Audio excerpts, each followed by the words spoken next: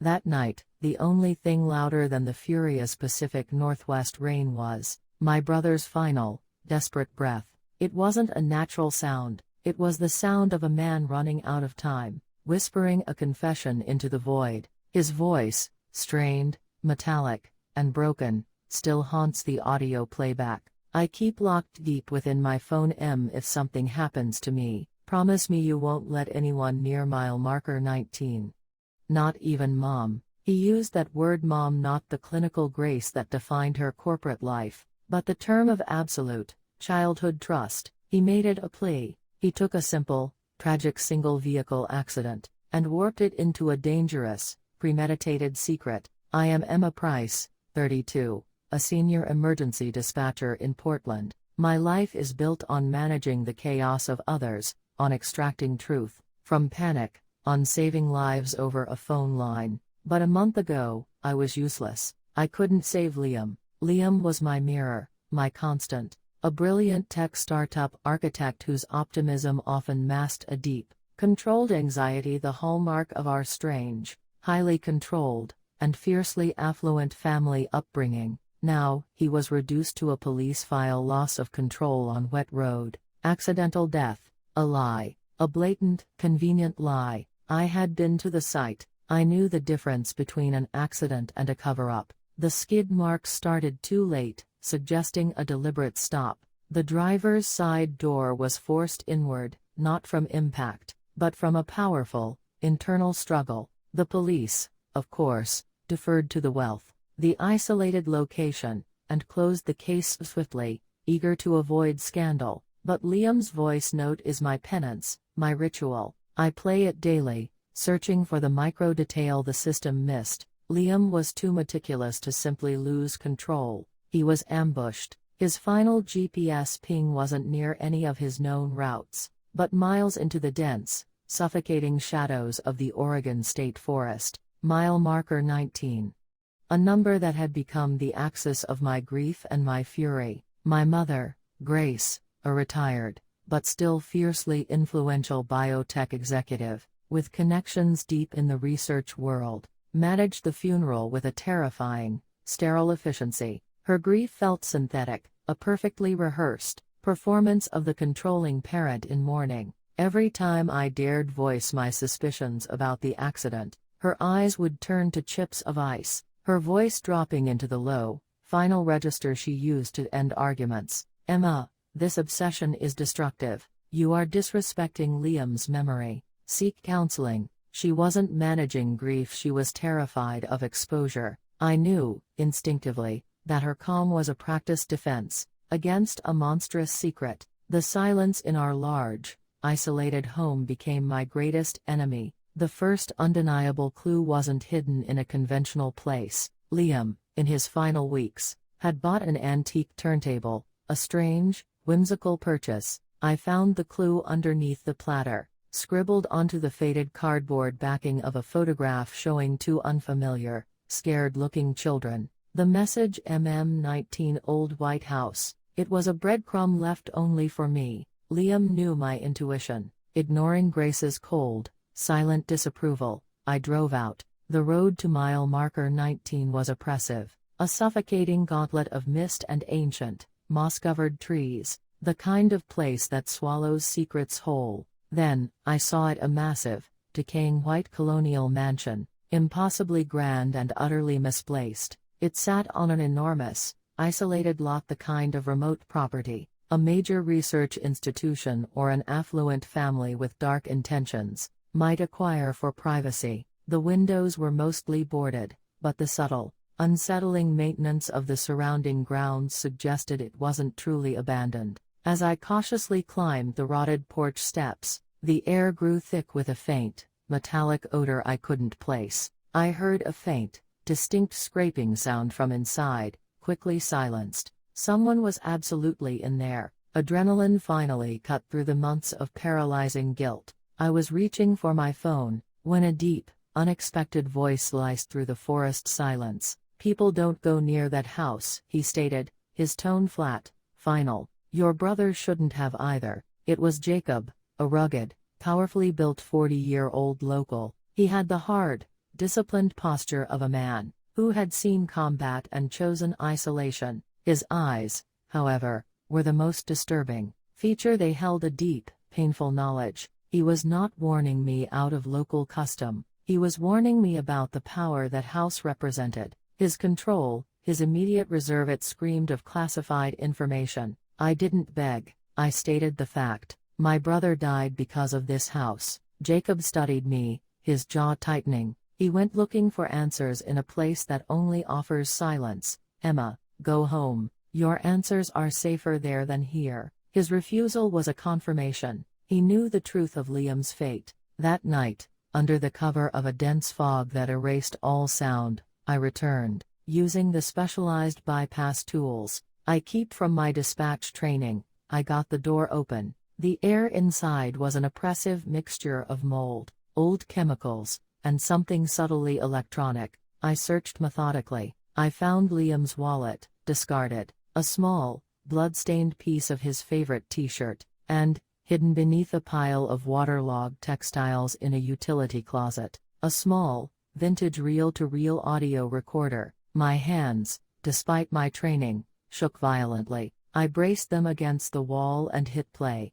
Liam, a muffled scream, followed by a shaky, desperate whisper. I saw it. I finally know who Mom really is. This isn't grief, it's control. She set this up. She set up us. The revelation of Liam's final words was a tectonic shift. The lie wasn't a recent cover-up of an accident. The lie was the foundation of our entire lives. When I confronted Grace, she didn't lash out. She played the final, perfect scene of the devastated mother. She dissolved into sobs, her perfect composure dissolving as she insisted this was my psychotic delusion, my grief manifesting. She tried to redirect the conversation to my mental stability, her hands trembling as she reached for me, but I saw the calculation behind the tears. She was desperately managing the damage, while she was sequestered, recovering from her manufactured grief. I broke into her sophisticated home safe. It wasn't designed for jewelry, it was designed for secrets.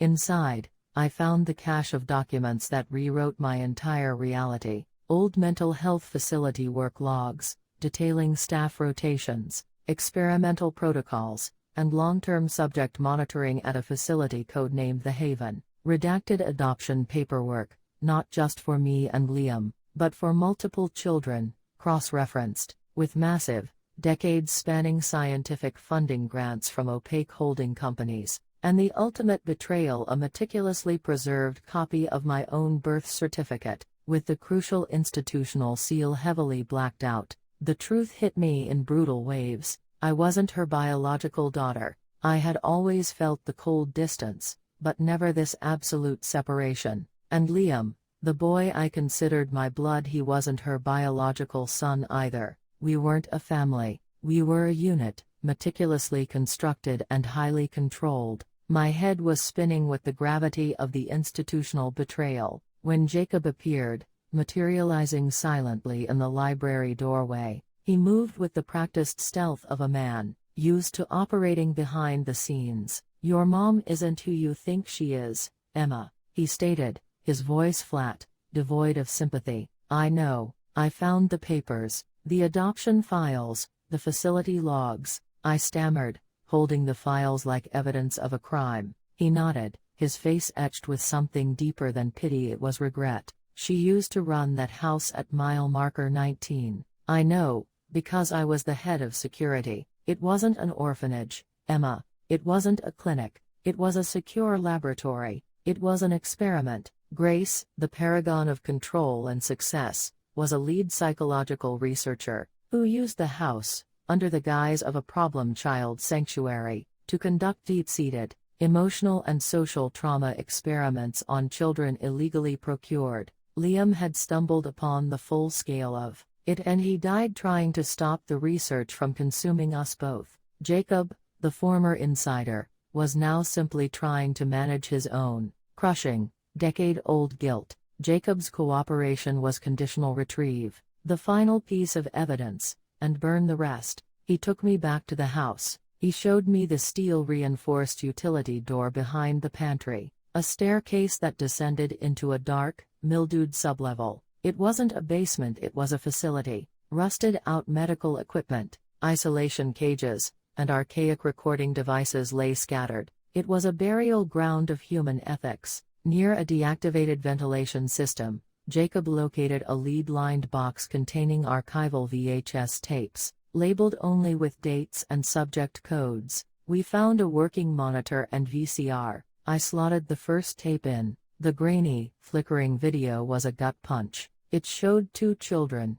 no older than 5, in separate, padded rooms, subjected to agonizing auditory trauma, screaming, white noise, pure terror. One was a young Liam, the other was a young me. My mother, Grace, appeared on the screen, impossibly younger, terrifyingly calm, addressing an unseen colleague. We need to observe the long-term efficacy of artificially induced trauma bonds, she explained with clinical precision, by subjecting unrelated children to shared, extreme duress, then placing them into a high-control, emotionally sterile environment. We can determine if trauma can successfully simulate the emotional attachment of biological siblings. Liam was designated Subject A. I was Subject B. We were not siblings. We were two unrelated test subjects, raised to perform the roles of family members. Our whole life, our shared memories, our grief, all of it was a meticulously executed script designed to validate a monstrous scientific theory. But the video wasn't done. The final footage was Liam, recorded secretly a few weeks before his death, looking directly into the hidden camera. His eyes were wide with a terrifying realization. Emma, if you ever see this, listen to me. Get away from her. Mom will hurt you to protect the experiment. She already hurt me. It never ended, It never ended. The heavy metal door to the basement entrance slammed shut with a final, echoing clang. Grace was standing there, her composure perfectly restored, blocking the only way out. She wasn't surprised, she was waiting. Grace, calm, almost educational tone. I tried to stop it, Emma. After I took you two from the lab, after I realized the ethical cost, I tried to give you a normal life. I was a good mother. I sacrificed my career, but they won't let the data go. The funding never stopped. The protocol never closed. The experiment never ended. They just let me keep running the final phase field observation at home. And when Liam, my most promising subject, tried to expose us, he had to be contained to protect the data. The only person who will survive this is the one who understands the control. You were always the most resilient subject, Emma. The best data point. Grace wasn't a mother. She wasn't even the master villain. She was the most deeply compromised, utterly devoted subject of her own protocol. She lunged, not with malice, but with the cold, desperate fury of a scientist protecting her life's work. Jacob, with his training, intercepted her. A quick, brutal struggle in the dark, and Grace, caught off balance, stumbled backward. She hit the edge of the staircase and tumbled down, disappearing into the blackness. Jacob grabbed my arm, pulling me toward a second, hidden emergency exit he knew from his security blueprints. We scrambled out,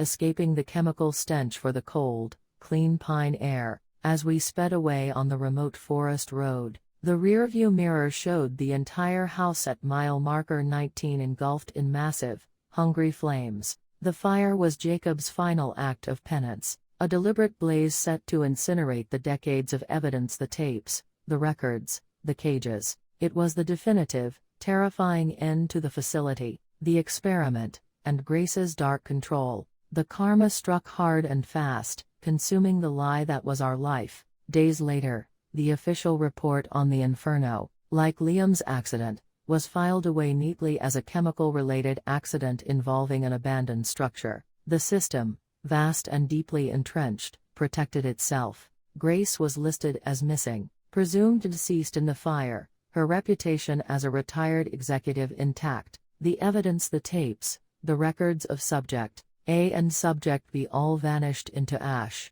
I got my closure, a cold, painful truth, but I lost my entire history and my fictional family. Jacob, his mission complete, vanished the next morning. He left me one final, cryptic message on a disposable burner phone. They will not stop. They just lost their field coordinator and their prize subject. Build your own life now, Emma, not theirs. Change the trajectory. It was a heavy, quiet, lonely life I started. I quit my dispatch job. I liquidated the assets tied to Grace's name, refusing to touch the experiment money. I moved across the country, building a life, not based on wealth or control, but on genuine autonomy. I was no longer a subject, I was a survivor. My strength was forged in trauma, and Liam's sacrifice had given me the ultimate gift, the truth. I was finally free. Then, exactly 6 months after the fire, on a new,